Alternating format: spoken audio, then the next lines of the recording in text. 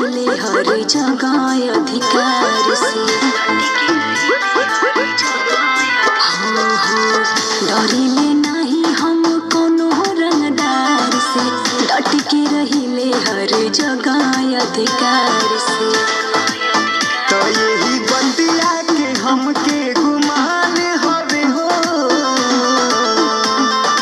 जान हवे हो परान हवे हो, हमर संविधान हमर शान हवे हो।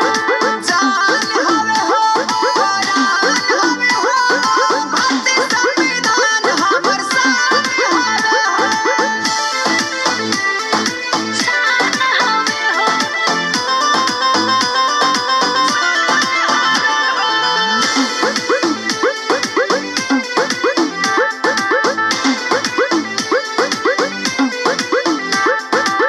केहू में दम न जे आँख देखाई, बची ना एकरा से जे भी झुराई।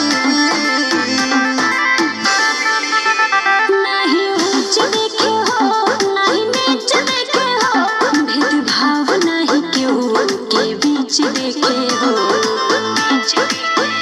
एकरा नजर में सब एक समान हवे हो, जान हवे हो परान हवे हो, हमर संविधान हमर शान हवे हो। जान हवे हो परान हवे हो, भारतीय संविधान हमर शान हवे हो।